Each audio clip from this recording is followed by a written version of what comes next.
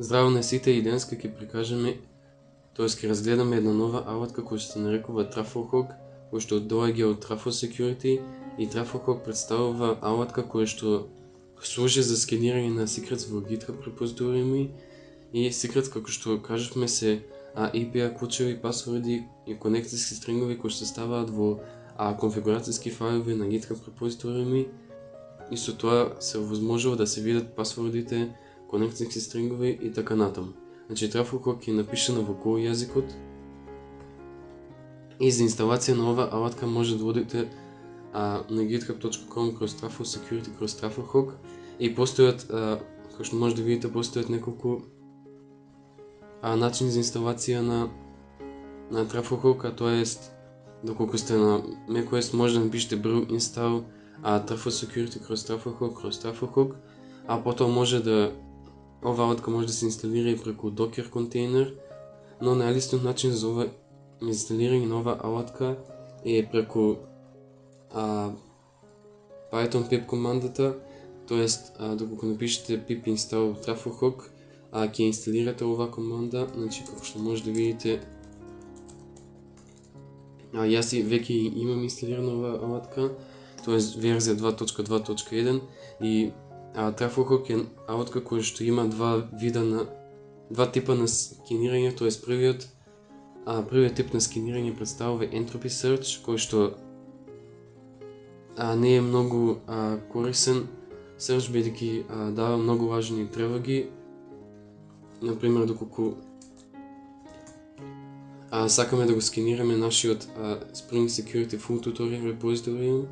може да напишеме TruffleHawk и името на репозиториумот, и како што може да видите, ни дава одреден output, тоест може да видиме датата која што е извршен скенот, потоа хешот за овој скен, патеката кај што се е најден GitHub секретот, тоест ова е во courses.html, името на бренџот и името на комитот. И како што може да видите, со жолто ни е даден скенираниот секрет, но во овој случај ова представува хеш вредност кој што ни укажува дека користиме оригиналниот bootstrap.css файл кој што е интегриран во овој веб документ. Исто така може да видиме дека и во login.html го имаме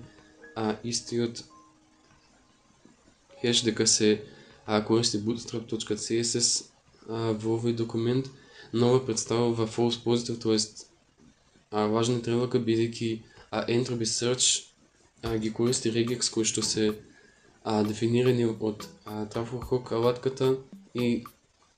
наоѓа се што смета дека е кој што личи на некој секрет, тоест например пасворд, конекцијски стринг и така натаму. И заради ова Entropy Search не е многу корисен и се препорачува да се користи другиот вид на скенирање, кој што представува regex скенирање, но за да се користи овој regex скен мора да одиме во